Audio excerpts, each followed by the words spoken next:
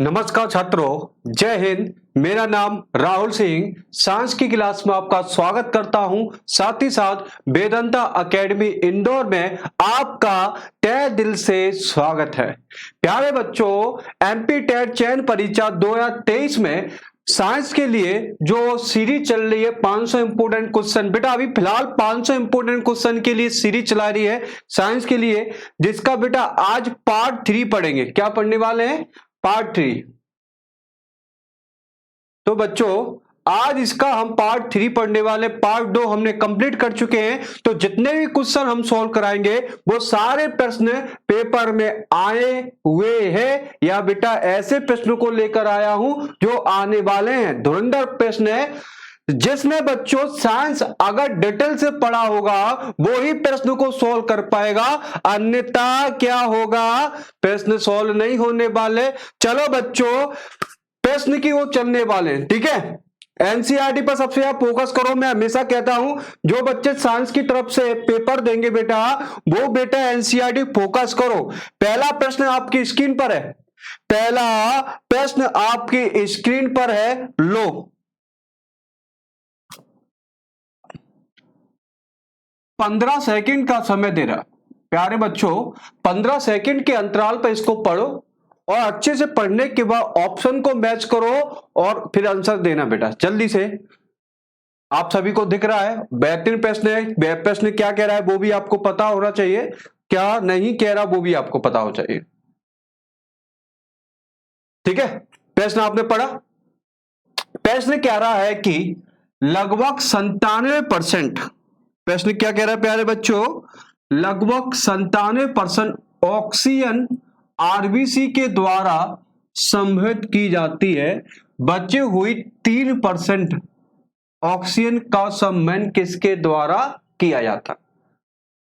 आपको पहली बात तो ये रेस्पिरेटरी सिस्टम का प्रश्न है, श्वसन तंत्र का ये बेहतरीन प्रश्न है। तो आपका आंसर क्या हो सकता है कि जो 3% है वो किसके द्वारा ऑक्सीजन, 3% ऑक्सीजन किसके द्वारा संवहित की जाती है, यह प्रश्न बोल रहा है। तो प्रश्न क्या माइटोकॉन्ड्रिया के द्वारा होती है?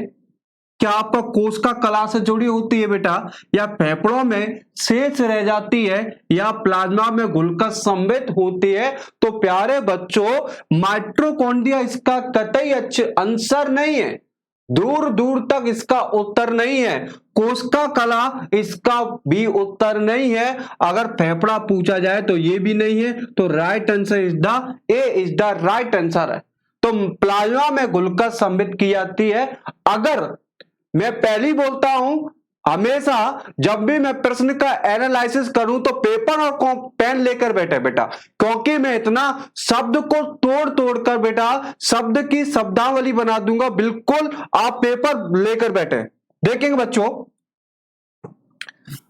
अगर हम बात करें सबसे पहले वायु की बात करें, वायु से ऑक्सीजन फेफड़ों में आती है। फेफड़ों से ऑक्सीजन कहां पे आती है बेटा? रक्त में आती है। ये तो सबको पता होना चाहिए। रक्त से ऑक्सीजन, रक्त का ऑक्सीजन आई बेटा फेफड़ों से रक्त में, रक्त से रक्त में आ गई। और इसका जो 97% जो ऑक्सीजन का परिवहन, 97% ऑक्सीजन का परिवहन किसके द्वारा किया जाता है? हीमोग्लोबिन के द्वारा किया जाता है या आरबीसी के द्वारा किया जाता है। तो बेटा क्योंकि हीमोग्लोबिन के द्वारा किया जाता है, 97% ऑक्सीजन का परिवहन हीमोग्लोबिन के द्वारा किया जाता है। ऑक्सीजन जो है ना बेटा, ऑक्सीजन हीमोग्लोबिन से क्रिया करने के बाद ऑक्सी हीमोग्लोबिन बनाती है बेटा। क्या बनाती है बेटा? ऑक्सी हीमोग्लोबिन बनाती है। ये भी आप याद रखो, हीमोग्लोबिन शॉर्ट फॉर्म में लिख देता हूं बेटा, ऑक्सी हीमोग्लोबिन बनाती है। ये ऑक्सीजन हीमोग्लोबिन से क्रिया करके ऑक्सी हीमोग्लोबिन बनाती है और शरीर के प्रत्येक अंग को, प्रत्येक टिश्यू को ऑक्सीजन प्रोवाइड कराती। अब 3% ऑक्सीजन का परिवहन, 3% ऑक्सीजन का जो परिवहन होता है वो प्लाज्मा के द्वारा किया जाता है। किसके द्वारा किया जाता है? प्लाज्मा के द्वारा। आपके प्लाज्मा भी बेटा एक ब्लड का भाग होता है। आपके रक्त का भाग होता है जो कि आपका होता है। तो 3% ऑक्सीजन का प्रवाह प्लाज्मा के द्वारा किया जाता है। अगर आपको कहोगे तो 97% आरबीसी, बिल्कुल आरबीसी है, हीमोग्लोबिन एक ही है।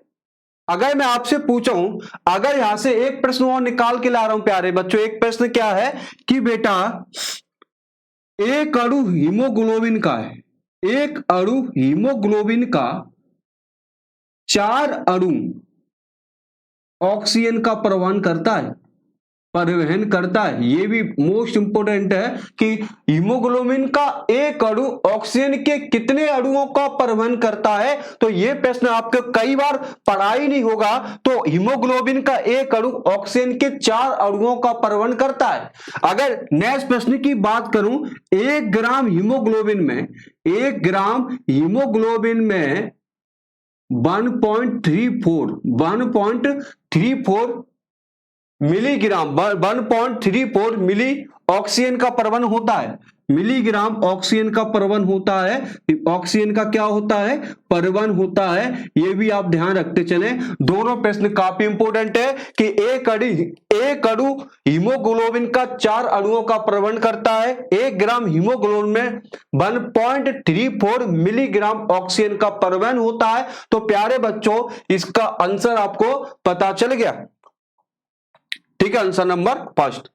अगर ये प्रश्न सबसे बेहतरीन है, आशा करता हूं जिन लोगों ने अच्छे से पढ़ा हो तो ये बच्चों इस प्रश्न का आंसर दे दो आंसर बेटा जल्दी से। 15 सेकंड का समय दे रहा हूं, 15 सेकंड में इसका आंसर चिपका दो, जल्दी से चिपकाओ।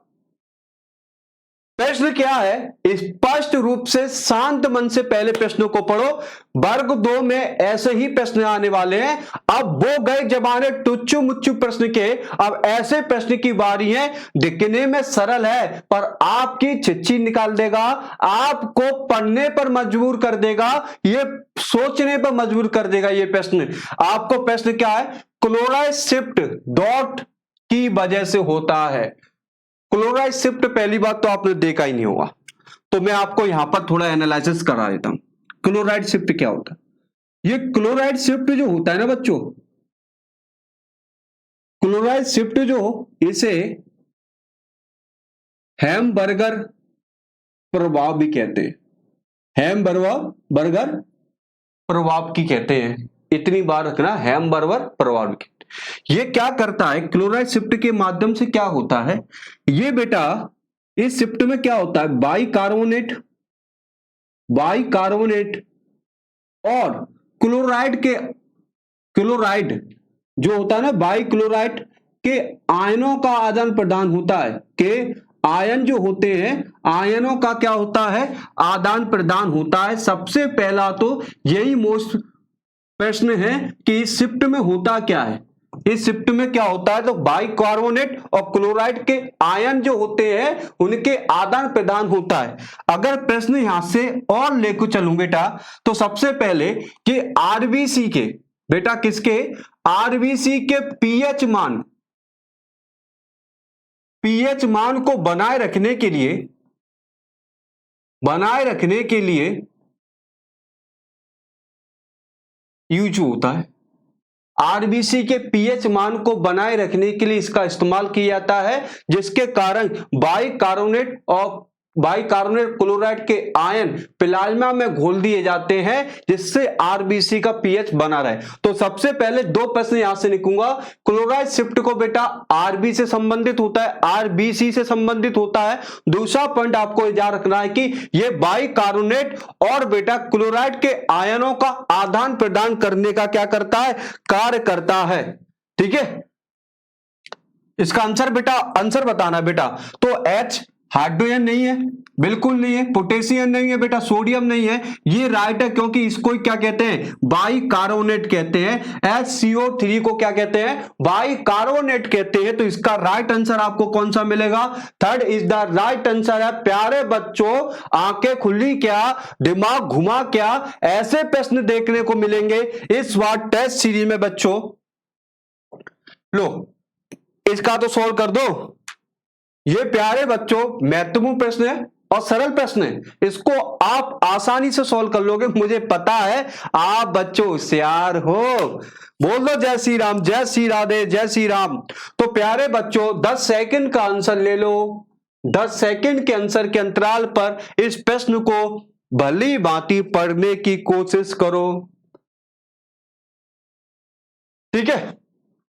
तो मैचिंग करना है, मिलान कीजिए, आप मिलान कीजिए बेटा किसी से, इसका इससे मिलान कीजिए, इसका इससे मिलान कीजिए, इसका इसका मिलान कीजिए। आपको क्या करना है बच्चों, मिलान करना है, ठीक। मिलान वाले प्रश्न सबसे सरल रह लगते हैं, होते भी सरल है। क्यों? क्योंकि अगर आप 2 या 3 आपको कुछ पता है ना बेटा, 2 भी पता हो तो भी उसमें आप कर सकते, सॉल्व कर सकते हो। कैसे बात करें तो प्यारे बच्चों आपको एक चीज बता दूं, यहां पर द्विबलनी कपाट। तो सबसे पहले द्विबलनी जो कपाट होते हैं वो कहां पर पाए जाते हैं, पहले मैं एनालिसिस कराता हूं बेटा। बिना एनालिसिस के तो कुछ होगा नहीं मेरी क्लास में। मेरी क्लास में मेहनत 100% मेहनत है। अगर मैं जिस दिन अपनी 100% नहीं देख के जाता ना तो मुझे अंदर से लगता है कि मैंने अपना आज पूरा 100% नहीं दिया बेटा। पढ़ाई तो आपको कहीं से भी हो जाएगी, बड़ी बड़ी किताबें दी गई हैं, पढ़ाने का तरीका बेटा मैं अपनी तरफ से पूरी कोशिश करूंगा कि आपका प्रश्न ऐसे ही बनेंगे और जब हमसे पढ़ने के बाद आपको अच्छे प्रश्न देखें।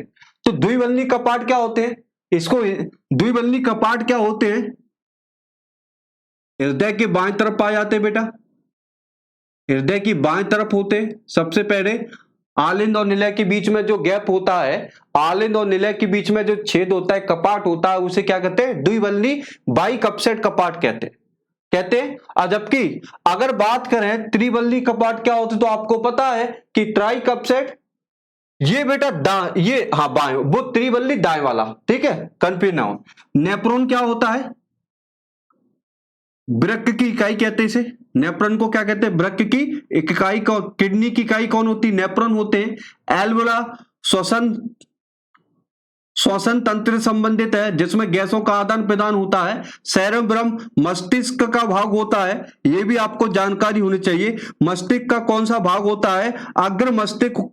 मस्तिष्क का कौन सा भाग होता है, अग्र मस्तिष्क होता है। यह क्या करता है, सेरेब्रम क्या करता है, सोचने पर मजबूर करता है, सोचता है बेटा, देखता है, सुनता है, ये सारी चीज आपको कौन करता है, सेरिब्रम होता है। तो आपको तो मैं ये सारी चीज बता दी, एक बार मैच कर लेते हैं कि द्विबलनी कपाट किससे संबंधित होता है, हृदय से संबंधित होता है। तो पहले ए बी सी और डी, पहले का कौन सा आ गया, आर। बी का बाद नेप्रोन किससे होता है, नेप्रोन होता है वृक्क से, तो बी का आ गया एस। सी का एल्वलाई में आपको बताया श्वसन फुफ्फुस, टी। और डी का सेरिब्रम मस्तिष्क, पी। तो बेटा देख लो आर एस टी पी कहां पर है, आर आर आर, देखो आर एस टी पी। तो आंसर कौन सा हो जाएगा, तीसरा इज द राइट आंसर है, तीसरा इज द राइट आंसर है। आपका प्रश्न ये भी क्लियर हो चुका। इसमें कौन सा दे रहा है भैया, चौथा क्यों दे रहा है इसमें, ये एसपी नहीं, यहां पर बेटा मिस्टेक है, तो ये आंसर नहीं, तीसरा आंसर। प्रश्न को सॉल्व करो। नेक्स्ट प्रश्न आपकी स्क्रीन पर है, लगा दो इसमें आग, पूरा धुरंधर प्रश्न आपको समझाने की कोशिश करेंगे। आपको 10 से 15 सेकंड का समय दे रहा हूं प्यारे बच्चों, जिसके माध्यम से आप अच्छे से पढ़ो बेटा। 15 सेकंड जल्दी से, क्या है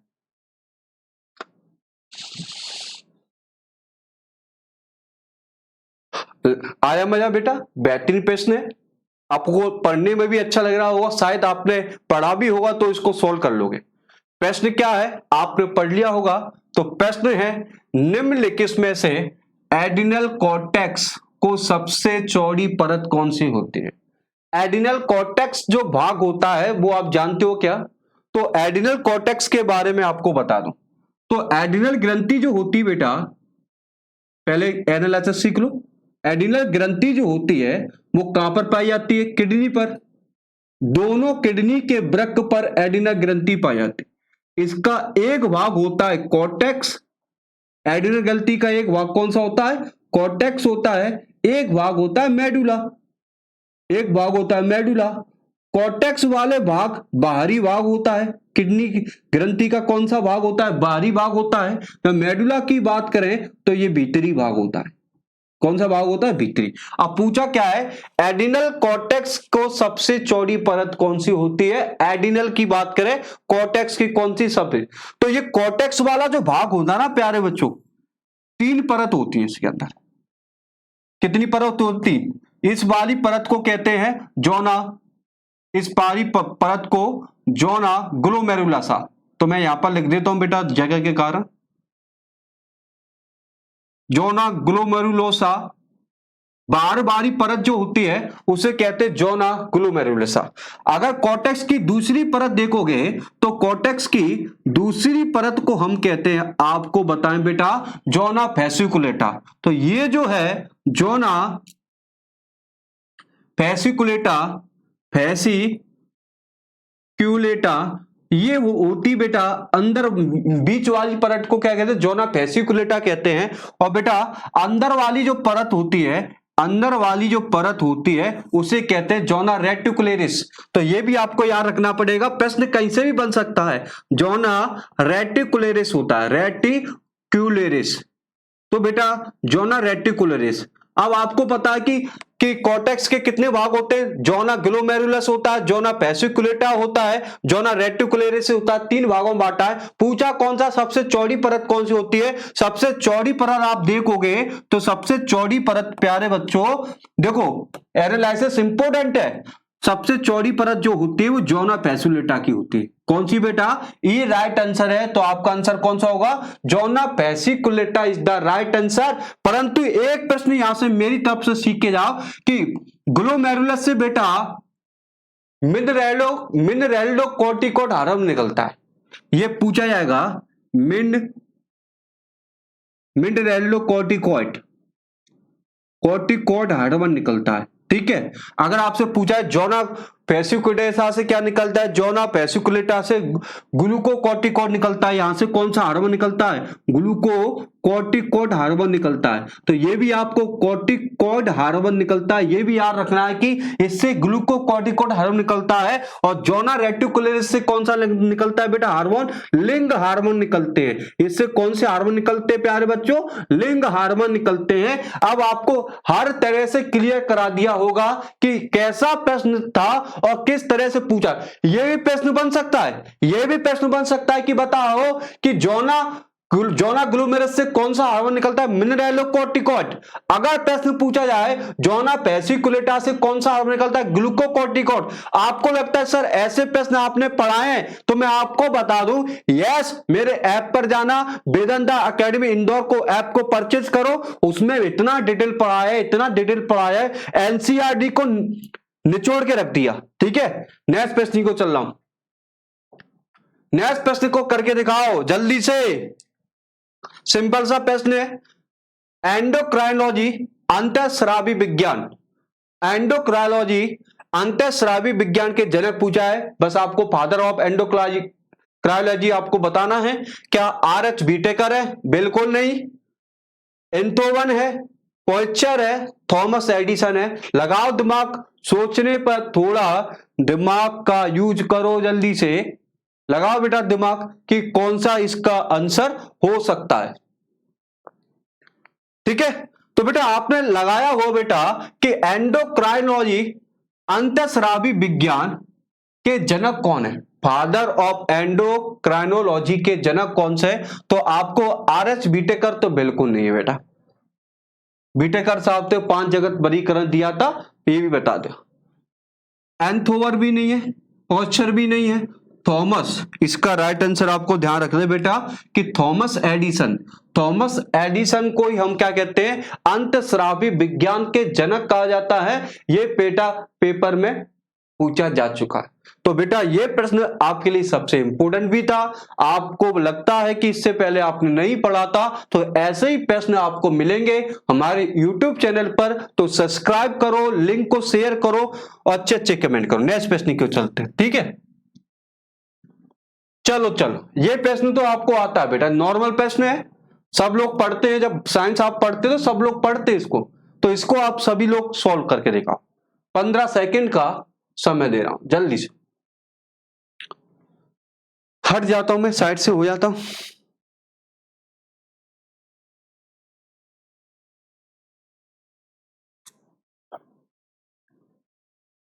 ठीक प्यारे बच्चों, आंसर आपको बता दें प्रश्न क्या कह रहा है, तो प्रश्न की ओर भी चलेंगे। यूरिक अम्ल की बात हो रही है। यूरिक अम्ल किन जंतुओं का नाइट्रोजन अपशिष्ट पदार्थ है? कौन से जंतुओं का अपशिष्ट पदार्थ है? जिस प्रकार मानव के शरीर का सबसे अपशिष्ट पदार्थ या सबसे जहरीला पदार्थ कौन सा होता है, वो अमोनिया होता है। हमारे शरीर का सबसे जहरीला पदार्थ अमोनिया होता है। इसी तरह यूरिक अम्ल किन जंतुओं का जहरीला पदार्थ है या नाइट्रोजन युक्त पदार्थ है, तो आपको मैं आंसर बता देता हूं, फिर एनालिसिस पर करें। हम लोगों का बिल्कुल नहीं है, मेंढक और मछली का नहीं है बेटा, कीट का नहीं है, इसका आंसर है पक्षी एवं छिपकलियों में यूरिक अम्ल नाइट्रोजन पदार्थ। अब आप कहोगे सर इसका एनालिसिस करा देता हूं, तो एनालाइज समझो। तो ये प्रश्न भी बेटा आपके किडनी से संबंधित है। जब आप ब्रेक सिस्टम किडनी वाला चैप्टर पढ़ोगे ना, तो उसमें पूरा दिया है। तो बेटा आपको बता दूं प्यारे बच्चों, 3 प्रकार होते हैं। एक अमोनोटैलिक होते हैं, अमोनोटैलिक प्यारे बच्चों, एक होता है अमोनोटैलिक, दूसरा होता है यूरिकोटैलिक, यूरिकोटैलिक होता है, और तीसरा होता है यूरियोटैलिक। क्या बच्चों? यूरियोटैलिक होता है, 3 प्रकार के होते टैलिक। तीनों की चर्चा में विशेष रूप से बात करूं, अमोनोटैलिक क्या होते हैं आपको बताऊं, जिसमें पानी की मात्रा, ऐसे जीव जिनमें पानी की आवश्यकता या पानी की मात्रा ज्यादा होती है, ऐसे जीव जिनमें पानी की मात्रा ज्यादा होती है, उनमें अमोनोटैलिक होते हैं।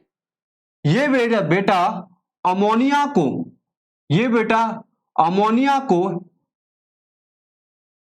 को बाहर निकालते, शरीर से क्या निकालते?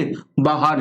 अमोनिया को कह लो आप अमीनो अम्ल, अमोनिया अच्छा नहीं रहेगा, यहां पर अमीनो अम्ल कर लो, यहां पर बेटा अमीनो अम्ल को बाहर निकालते। यहां से कौन निकलता है बाहर?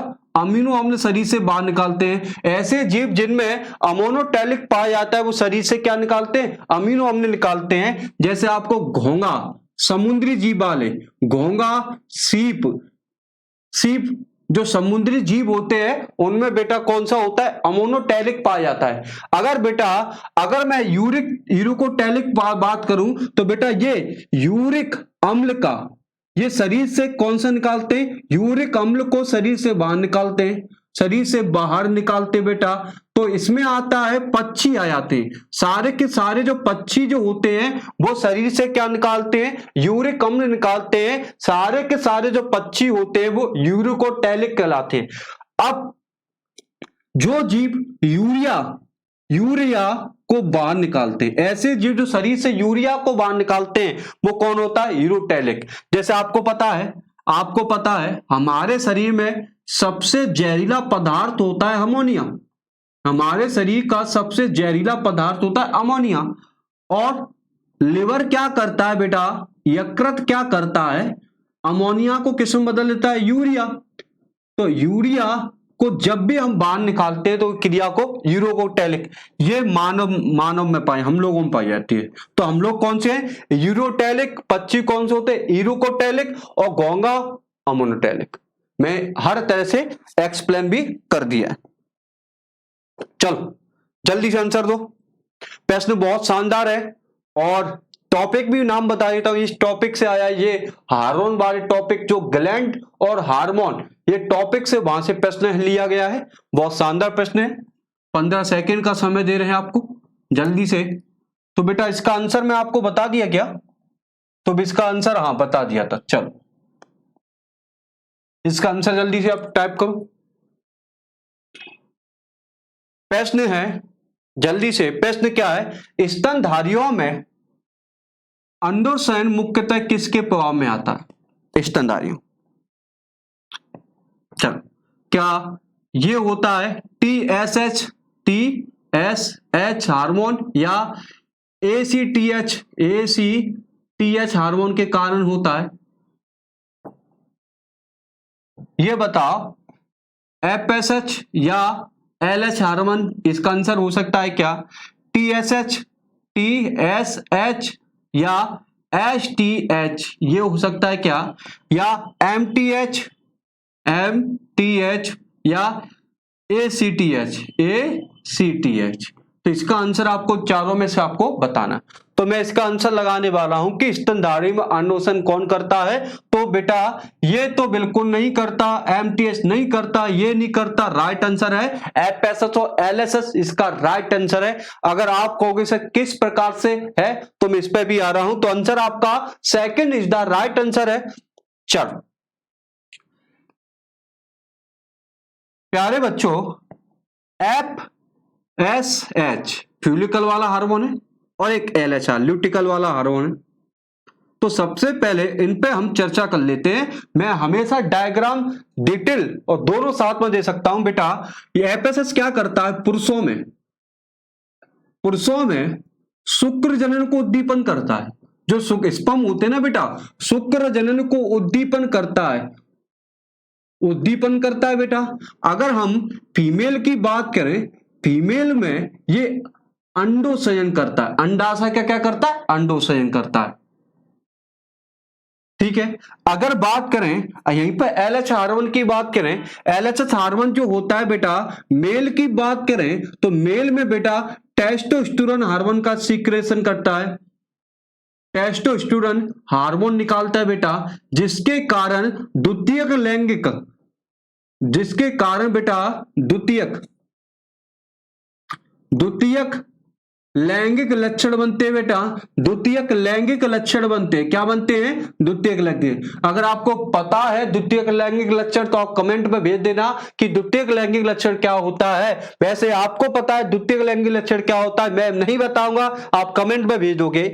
अगर बात करें यही फीमेल की बात करें, LH हार्मोन फीमेल में क्या करता है? एस्ट्रोजन बेटा, एस्ट्रोजन और बेटा प्रोजेस्टेरोन का सीक्रेशन करता है। ये के सारे सेक्स हार्मोन है, तो वो बेटा LH करता है, FSH करता है। इसलिए राइट आंसर इसका कौन सा था? Second is the right answer. बेहतरीन प्रश्न आपके सामने है। नेक्स्ट प्रश्न की बात कर रहा हूं। ये रोग जल्दी से सबको पता होना चाहिए, सबने इस पर पढ़ा भी होगा। जल्दी से लगाओ, जल्दी।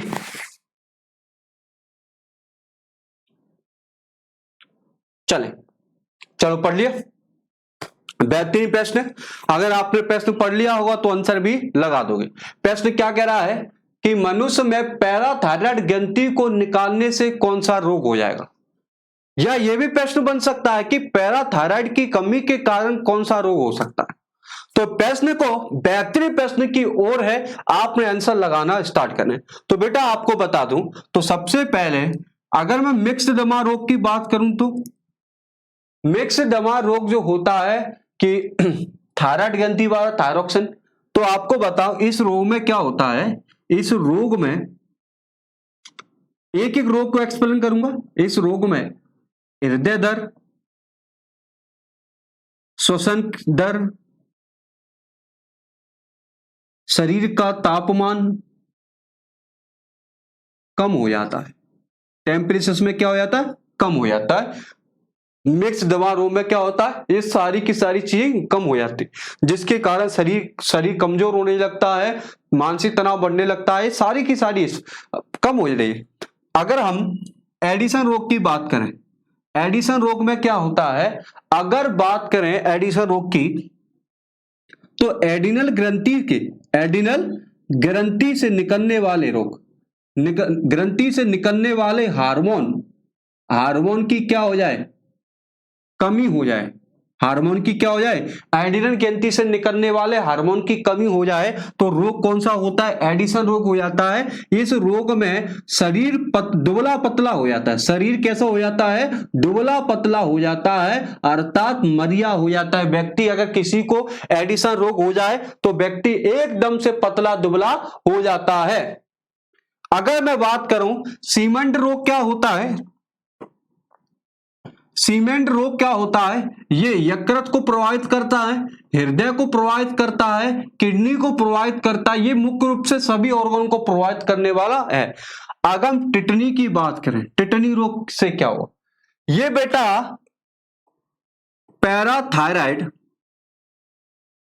पैराथायराइड हार्मोन की कमी हो जाए, आपके शरीर में पैराथायराइड हार्मोन की क्या हो जाए? कमी हो जाता है, तो कौन सा रोग हो जाता है? टिटेनी हो जाता है, जिससे मांसपेशियां, आपकी जितनी भी मांसपेशियां है ना प्यारे बच्चों, वो अकड़ने लगती है। मांसपेशियां अकड़ने लगती हैं। क्या लगती है बेटा? अकड़ने, जकड़ने लगती है, चटपट की आवाज आने लगती है। तो पैराथायराइड ग्रंथि से संबंधित प्रश्न है, तो ये रोग होता है टिटनी। तो राइट आंसर आपका कौन सा हो जाएगा? ए इज द राइट आंसर है। और डिटेल से पढ़ना है तो ऐप पर आ जाओ, कोर्स परचेज करो। चलो, ये प्रश्न तो बता ही दोगे।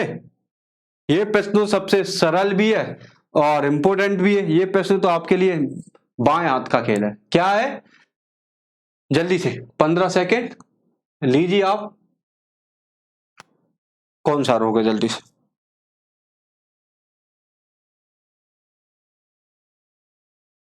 चले, चलो बच्चों, तो आपने प्रश्न पढ़ लिया आराम से, तो मैं इस पर चर्चा कर रहा हूं कि आपका चेहरा फूल जाना, चेहरा फूल जाना, हाइपरग्लाइसीमिया तथा स्त्रियों में विरिलिज्म एक विशिष्ट लक्षण किसमें दिखाई देता है? किसमें दिखाई देता है? क्या वो रोग ग्रेवा है, ग्रेवा रोग है, कुन रोग है, या एडिसन रोग है, या कुशिंग रोग है? तो आपका डिसीज से संबंधित प्रश्न है, तो आपको बता दें प्यारे बच्चों, ग्रेवा रोग नहीं है, कुन रोग नहीं है, एडिसन रोग नहीं है, आंसर इज द कुशिंग। तो आपका इसका आंसर क्या होगा? 4th नंबर इसका राइट आंसर है। एनालिसिस पे भी आने वाले हैं, देखेंगे। सबसे पहले कुशिंग रोग की बात करें। कुशिंग रोग क्या होता है? कुशिंग रोग की चर्चा करें, पेन और कॉपी लेके बैठे रहना बेटा। मैं बहुत ही ईमानदारी से मेहनत कर रहा हूं, हर चीज को बारीक रूप से, शब्द को तोड़ तोड़ के पढ़ाऊंगा बेटा। कुशिंग रोग की बात करें, रोग क्या है? तो बेटा आपका एक ग्रंथि होती है, एडिनल ग्रंथि। एक ग्रंथि होती है एडिनल ग्रंथि, जो कहां पर पाई जाती है? किडनी के ऊपर पर। तो एडिनल ग्रंथि से क्या निकलेगा? हार्मोन निकलते हैं। एडिनल ग्रंथि से क्या निकलते बेटा? हार्मोन निकलते हैं। इस हार्मोन की अधिकता हो जाए, अधिकता हो जाने पर कौन सा रोग होगा? तो आप कहोगे अधिकता हो जाने पर कुशिंग रोग हो जाता है। क्या हो जाएगा प्यारे बच्चों?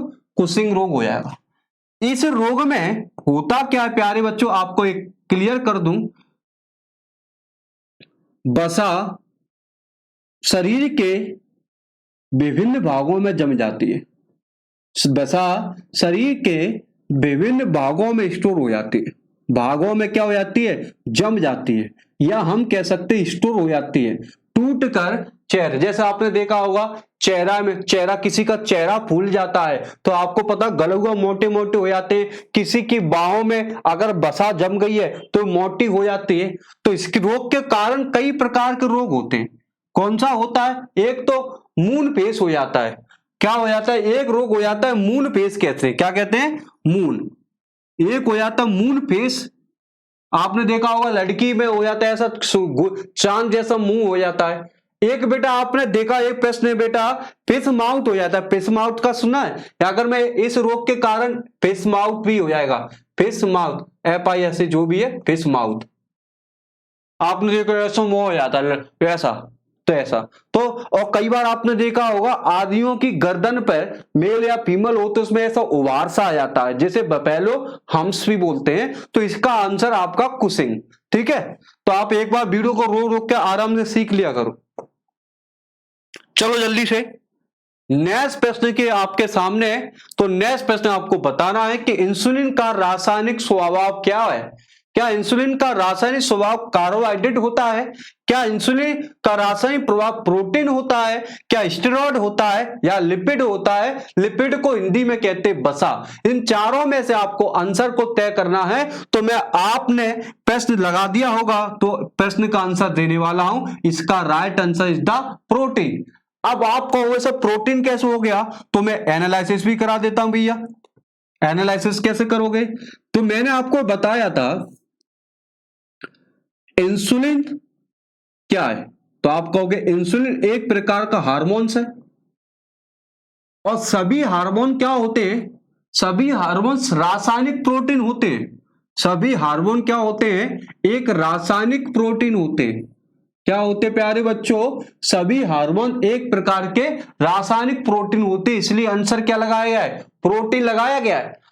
सभी हार्मोन रासायनिक प्रोटीन होते हैं, तो प्रोटीन का ये हिस्सा है। अगर मैं पूछा जाऊं इंसुलिन जो हार्मोन होता है वो कहां से निकलता है, तो आप कहोगे इंसुलिन हार्मोन जो होता है वो शरीर के अंगना से, पैंक्रियास से निकलता है। कहां से निकलता है? शरीर के पैंक्रियास से निकलता है। अगर मैं यहां से पूछूं इंसुलिन हार्मोन की खोज किसने की, तो इंसुलिन हार्मोन की खोज बैटिंग और बेस्ट ने की थी। बैटिंग और बेस्ट नाम के वैज्ञानिक ने इनकी खोज की थी। अगर आपसे पूछा जाए इंसुलिन की कमी हो जाए, इंसुलिन हार्मोन की कमी हो जाने पर मधुमेह रोग हो जाता है। मधुमेह रोग को डायबिटीज रोग कहते हैं। कौन सा रोग हो जाता है? मधुमेह रोग हो जाता है। अब इंसुलिन की अधिकता हो जाए, शरीर में इंसुलिन हार्मोन की अधिकता हो जाए तो हाइपोग्लाइसीमिया हो जाता है। हाइपोग्लाइसीमिया। तो इंसुलिन हार्मोन क्या करता है बेटा? इंसुलिन हार्मोन रक्त में, ब्लड में शर्करा के स्तर को बढ़ाए रखता है, शर्करा के स्तर को बढ़ाता है, स्तर को बढ़ाता है। साथ ही साथ बेटा ग्लूकोज को ग्लाइकोजन में चेंज कर देता है। ग्लूकोज को ग्लाइकोजन में चेंज कर देता है। ग्लूकोज को ग्लाइकोजन में चेंज कर देता है। तो बेटा सारी डिटेल में आपको देखते चल रहा हूं, ग्लूकोज को ग्लाइकोजन में चेंज कर देता है। ठीक है, तो आंसर आपको क्या था? प्रोटीन। सही, लगाओ आंसर, लगाओ लगाओ जल्दी से। बेहतरीन प्रश्न की ओर है, बेहतरीन, लगाओ आंसर।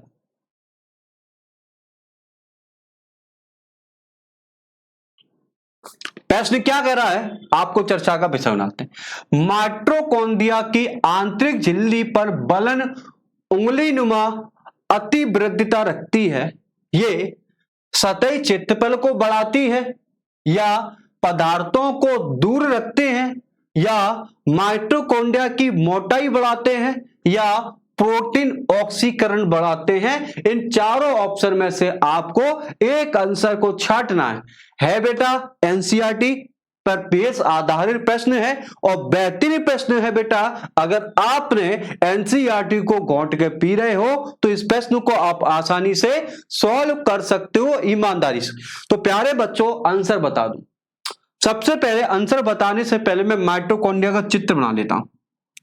ये आपकी माइटोकॉन्ड्रिया है, ये आपकी क्या है? माइटोकॉन्ड्रिया। माइटोकॉन्ड्रिया के अंदर ऐसी उंगली नुमा रचना पाई जाती। माइटोकॉन्ड्रिया के अंदर ऐसी उंगली नुमा रचना पाई जाती। आपने देखा भी होगा। इस उंगली नुमा रचना को क्रस्टी कहते हैं। क्या कहते हैं प्यारे बच्चों? उंगली नुमा रचना को क्या कहते हैं? क्रस्टी कहते हैं। ये तो आपको आसानी से पता है, ये बता भी चुका है कि माइटोकॉन्ड्रिया क्या है।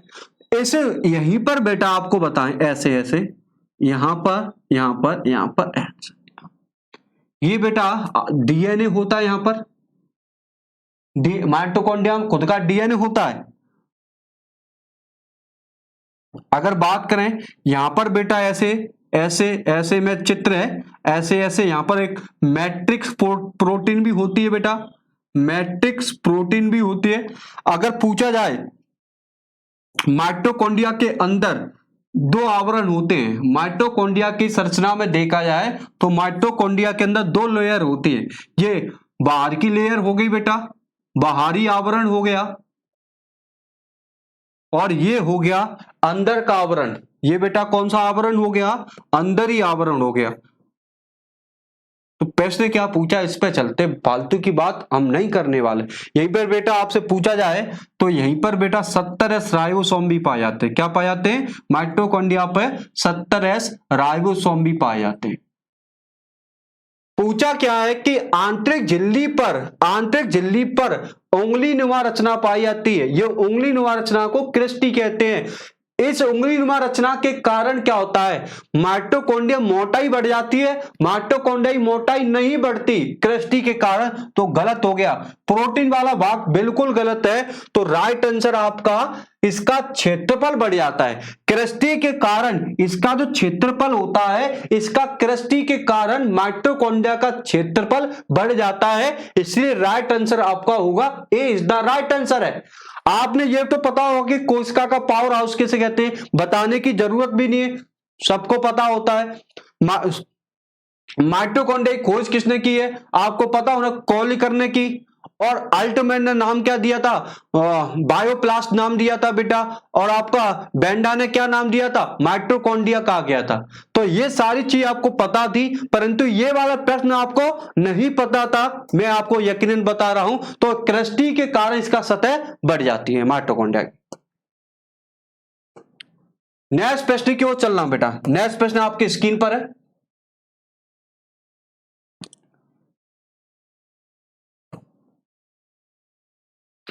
नेक्स्ट प्रश्न जल्दी से लगाओ, आंसर लगाओ जल्दी।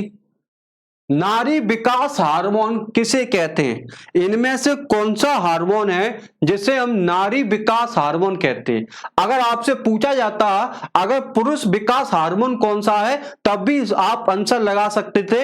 एक प्रश्न पहले आ चुका है, मैं उसमें भली भांति आपको समझा चुका है। तो आंसर क्या होगा? ग्लूकागॉन तो बिल्कुल नहीं है।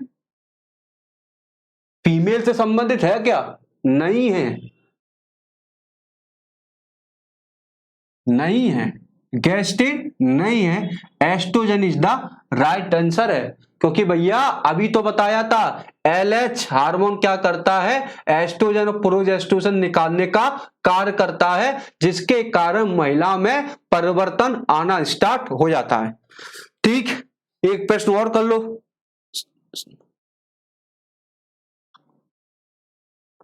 इसके बाद है क्या? हाँ है बेटा, इसके बाद चलो 2 प्रश्न बचे हमारे। चलो बच्चों जल्दी से इस प्रश्न का आंसर लगा दो कि जीवन रक्षक हार्मोन किस ग्रंथि से स्रावित होता है? जीवन रक्षक हार्मोन किस ग्रंथि से स्रावित होता है? 15 सेकंड का समय दे रहा हूं, इसको आराम से पढ़ो फिर लगाओ। जीवन रक्षक हार्मोन किस ग्रंथि से स्रावित होता है? जल्दी लगाओ। ठीक है प्यारे बच्चों,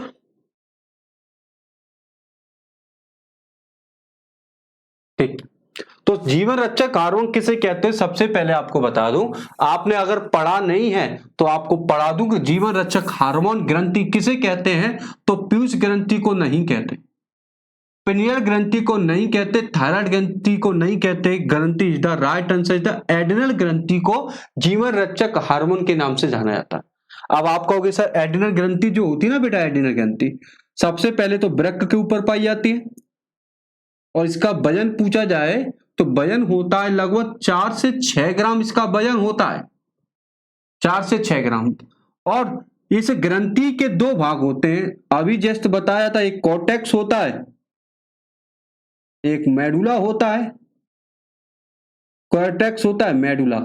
इस ग्रंथि का निर्माण याद रखना, कोई नहीं पढ़ाता इस ग्रंथि का निर्माण कैसे होता है या उत्पत्ति कैसे होती है। तो बेटा इसका होता है एक्टोडर्म और बेटा मीजोडर्म में इसका निर्माण होता है। अगर प्रश्न उठेगा कि सर एक्टोडर्म और मीजोडर्म क्या होती, तो आपको भ्रूण जनन स्तर की 3 लेयर होती है, एक्टोडर्म, एंडोडर्म, मीजोडर्म। इसी तरह आपको पता है कि जैसे हृदय का विकास जो होता है मीजोडर्म सेल परत में होता है, जनन स्तर की होता है। तो इसका निर्माण कहां होता है? एक्टोडर्म और मीजोडर्म में इसका निर्माण होता है। इससे 2 हार्मोन निकलते हैं, एक का नाम होता है एड्रिनलिन हार्मोन, एक का नाम होता है नॉन एड्रिनलिन हार्मोन।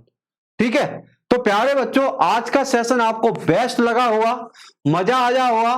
तो मैं राहुल सिंह नेक्स्ट क्लास में आपको फिर नए नए प्रश्न के साथ मिलूंगा, मजेदार बेहतरीन प्रश्न आपको कराऊंगा बेटा, मजा आ जाएगा। तो मैं राहुल सिंह आज की क्लास में आपसे विदा लेता हूं, मिलता हूं कल नए जोश के साथ। सभी को ना राम राम, नमस्कार, जय श्री कृष्णा, राधे राधे।